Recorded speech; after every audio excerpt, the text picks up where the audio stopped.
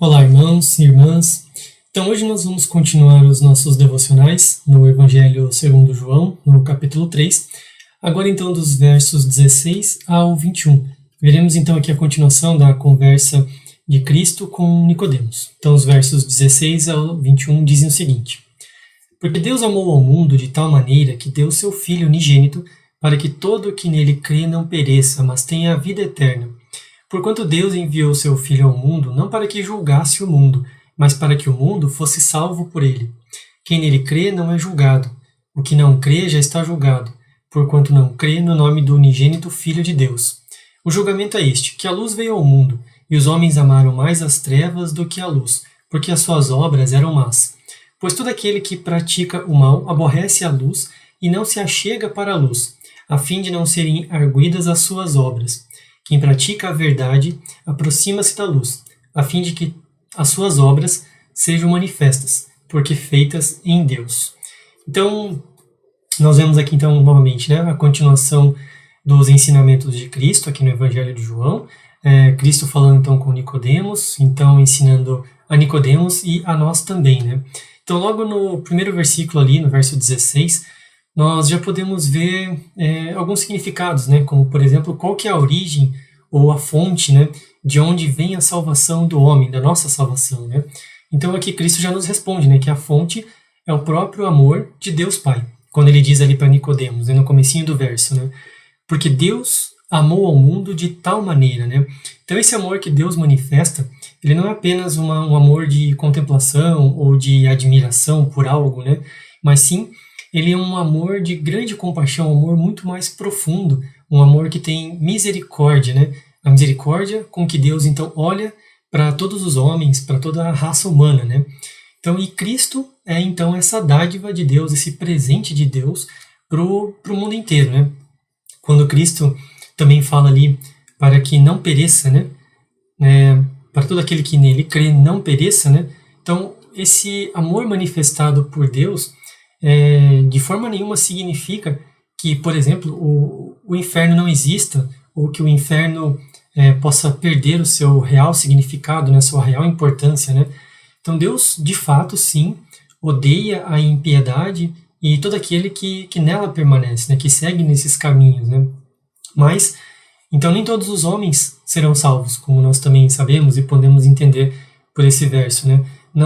Mas nós não sabemos, de fato, quem são os eleitos de Deus, Então Deus ama o mundo, ou amou o mundo, deu a Cristo para todos aqueles que nele creem, como o próprio verso diz, para aqueles que de fato creem em Cristo, Então esse amor é um amor gratuito, mas que acontece por meio de Cristo, Então rejeitar ao Cristo é de fato excluir a si mesmo do amor de Deus e perecer eternamente, como Deus assim nos ensina através de Cristo, das palavras de Cristo, Então, nós devemos também, com relação ao nosso comportamento, a nossa pregação, propagação do Evangelho, nós devemos sim falar e manifestar esse amor de Deus, mesmo sabendo que nem todos serão salvos, porque, novamente, nós não sabemos quem serão salvos, quem são aqueles escolhidos por Deus, Mas, novamente, nós podemos ver que Deus, ele não tem prazer na morte do pecador ou do ímpio, que é o que nós vemos na sequência no verso 17 também, quando ele diz ali, porquanto Deus enviou seu Filho ao mundo, não para que julgasse ao mundo, mas para que o mundo fosse salvo por ele. Essa é a real intenção de Deus, Essa é a intenção para toda a raça humana, para que todo o mundo fosse salvo por meio de Cristo, Mas e qual que é o caminho para a nossa salvação, então? Ali no verso 18 nós podemos ver isso também, quando Cristo diz que quem nele crê, então aquele que crer em Cristo, ele não vai ser julgado. Então ter a fé em Cristo é o caminho, é o único caminho para a nossa salvação. Se nós cremos em Cristo, temos então a própria vida eterna, ou o contrário disso, aquele que não crê não terá a vida eterna, não tem a vida eterna. Então nada mais é necessário do que ter a fé em Cristo.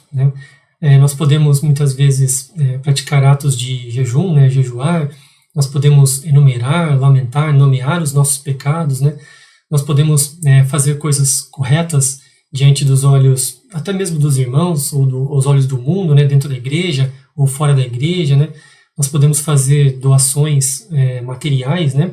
Novamente, mesmo diante dos olhos dos irmãos, dentro da igreja, ou mesmo fora da igreja, diante dos olhos do mundo, né? Mas nada disso adianta se nós não formos de fato perdoados e nós perdemos a nossa alma, né? Se nós não tivermos fé em Cristo, né? Ou seja, sem essa fé verdadeira não existe salvação, né? Nenhum dessas atitudes, desses atos garantirão a nossa salvação, nos levarão à salvação, né? Então, nós podemos também ver que a verdadeira fé, ela sempre é acompanhada de uma vida santa, né? São algumas das evidências, né? Um fruto dessa fé. E na sequência nós também podemos ver, né? Qual que é o motivo da alma de um homem se perder, né? O que pode levar a alma de um homem a ser perdida, né? No verso 19 nós vemos ali, né? Que o julgamento é este, que a luz veio ao mundo, e os homens amaram mais as trevas do que a luz, porque as suas obras eram más. Então, aqui nós vemos a justiça, ou a justiça perfeita de Deus atuando, né, se manifestando. Então, mesmo que a salvação do homem ela ainda dependa de Deus, a sua ruína também vai depender dele mesmo, do próprio homem, né? Então, o homem é quem vai colher o fruto da sua própria semeadura, né, inteiramente, né? Então, Deus não deixa claro, explícito, não enfatiza nenhum decreto de rejeição dos homens, né, de querer se separar dos homens, né, de querer excluí-los do céu. Mas muito pelo contrário, né? Não há falta de vontade de Deus para querer salvar o homem, então, né? Tanto que Deus ali, como nós vemos no texto, ele envia a luz ao mundo, né? Mas os homens acabam amando mais as trevas, aqueles que não seguem a luz, então, aqueles que não são os eleitos do próprio Deus, né? Então Deus ama ou amou, né, aos pecadores e estava de fato pronto para salvar a todos eles, né? Então nós podemos concluir, é conclusivo, né, que o inferno ele de fato precisa e deve existir. Ele não é algo irreal, apesar de todo esse amor manifestado por Deus, né? Existe sim uma explicação, né, como nós vemos então com esse texto, por exemplo, de que o inferno de fato existe e precisa existir, né? Tanto que nós vemos então nos versos finais ali, 20 e 21, né? Porque todo aquele que pratica o mal aborrece a luz e não se chega para a luz. Ou no verso 21 também, né? Quem pratica a verdade, então aproxima-se da luz. Então que nós possamos meditar sobre este texto, sobre esses versos, sobre esse ensinamento de Cristo para nós e para Nicodemos aqui, especificamente no Evangelho de João, e que nós possamos então buscar conhecer a Cristo como nosso Senhor, como nosso Salvador, continuar perseverando nesse caminho, né? Que nós não venhamos a nos desviar, não optemos pelas trevas, então, como diz o texto, né? Mas que de fato busquemos a luz. E lembrando sempre, né, que existe uma condenação eterna para aqueles que não creem, né?